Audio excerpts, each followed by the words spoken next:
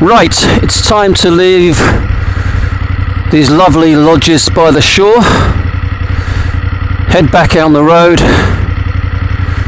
get some gasolina, that's for sure. This is, as always, they don't make it easy for motorcycles. This car park is nothing but gravel and really deep in places, sharp turns. And something I didn't mention yesterday, hold on a minute, let me just concentrate here.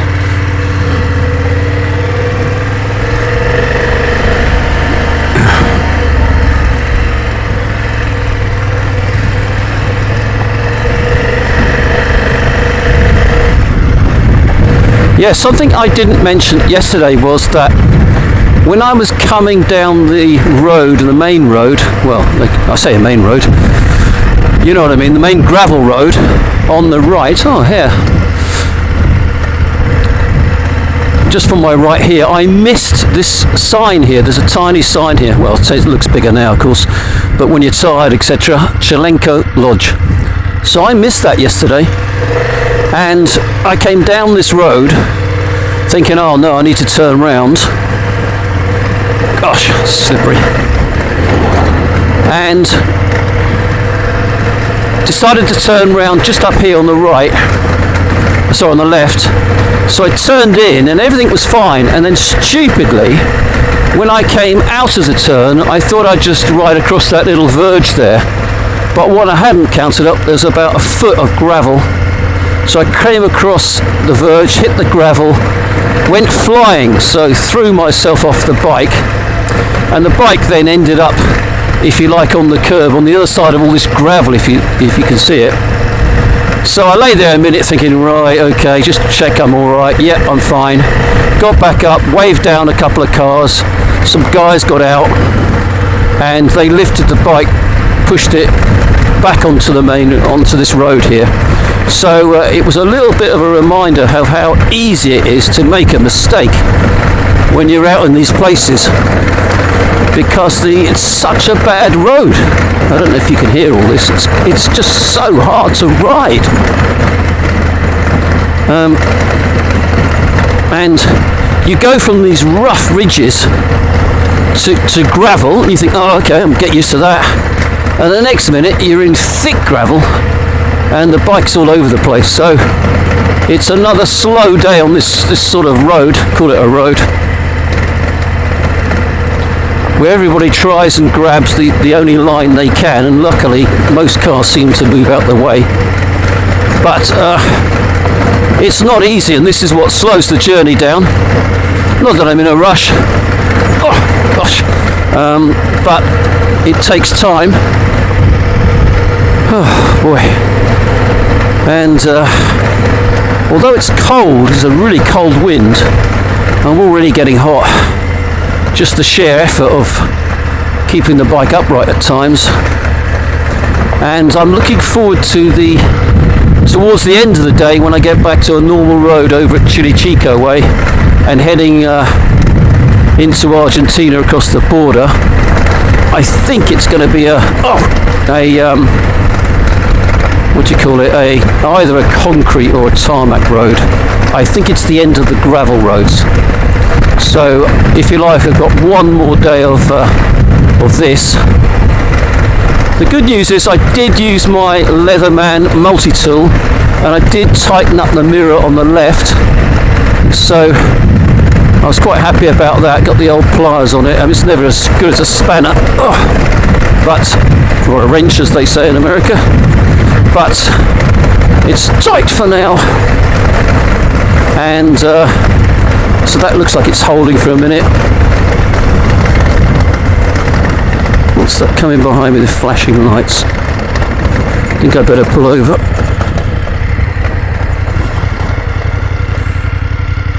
Looks like a police car of some sorts. Does he want me? Or is he going to go past?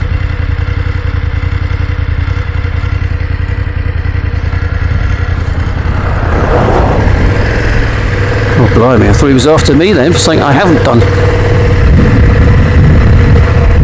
I was told, and I won't tell you who said it, but I was told by someone who said, look, when you get into Argentina, you're going to have to watch your speed and be careful, because obviously, you know, the laws are meant to be followed out there, and you will be pulled over. So it's interesting. I've only seen so far on this massive road, only I think 3 police. It's obviously a lot to police in Chile, but they just said be a bit careful over in Argentina with the speeding. So it's good to know. Oh man, this road. I mean, the views are staggering. It's beautiful, but having to concentrate a bit here. So anyway, I thought I'd just show you this bit, and well, I'll continue for a while on, just for a moment, just to show you the views over the lake, and then I'll probably switch it off, wait till I get towards Chilichinco, and actually I need gas. That's what I need first. Yeah, let's focus on that. There is in this Puerto Tranquilo apparently a gas station, so I'm going to head into there.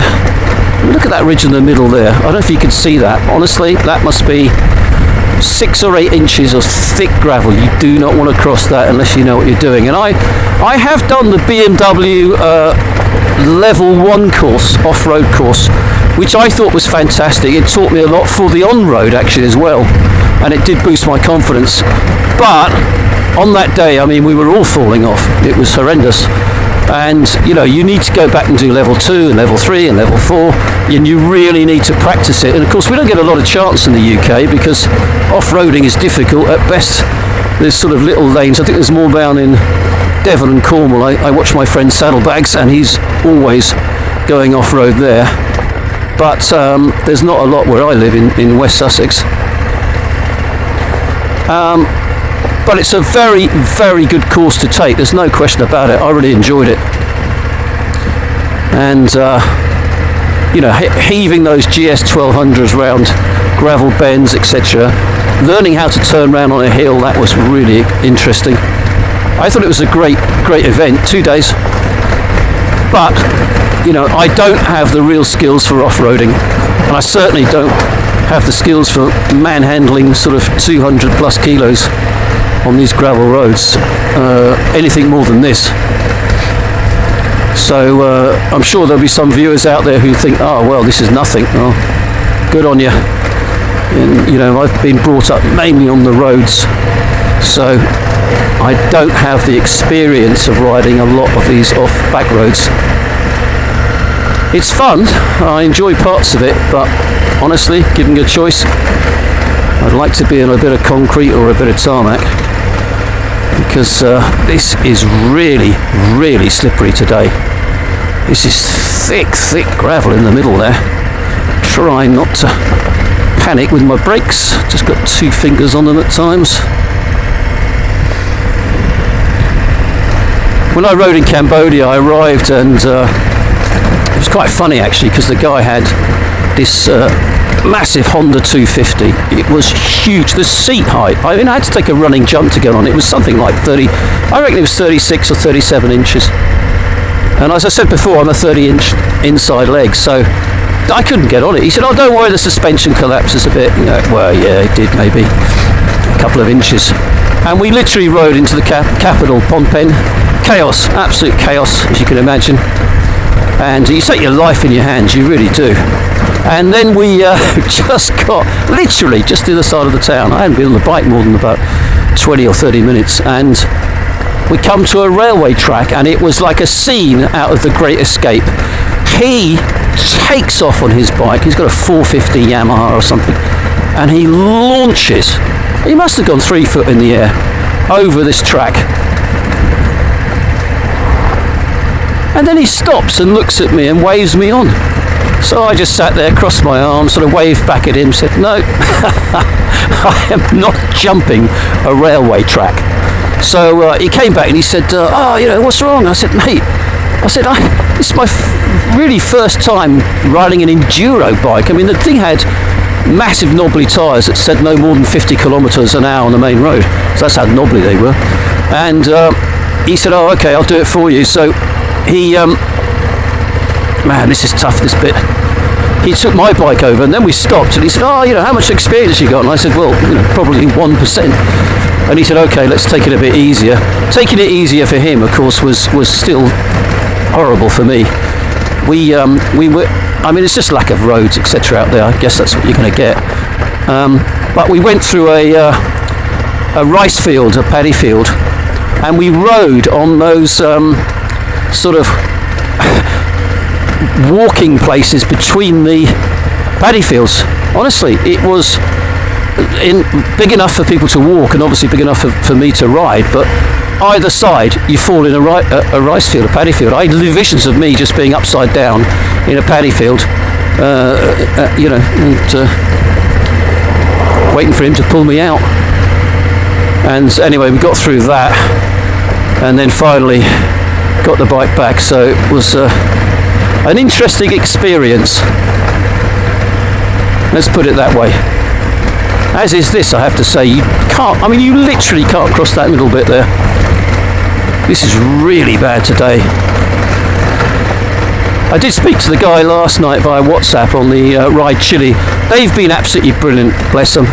They've really been kind and helpful and let this car past.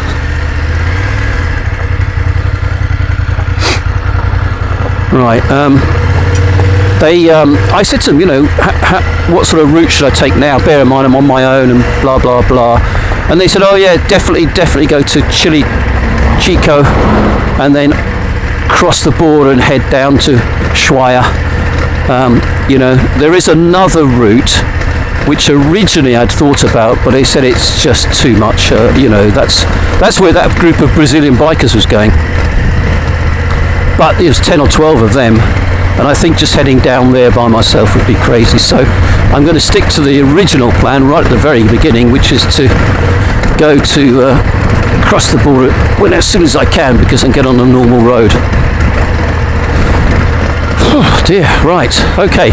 Going to pull up in a moment somewhere and then switch this off. I'm going to loosen my gear a bit. It's got a little bit hot quickly today. It's already 16 plus. And the heat is starting to hit me. And what I'll do, as I said, is probably towards, well, I don't know, lunchtime or just afterwards, I'll be, I'll be switching it back on again and show you some of the areas. I guess I've got to switch it off again at the border crossing. Can't imagine they'll let me have it going. Anyway, that's it for the moment. I'm going to switch this off, as I say, and I'll catch you later. Thanks everybody for watching. Thanks for subscribing. I really appreciate it. Cheers for now.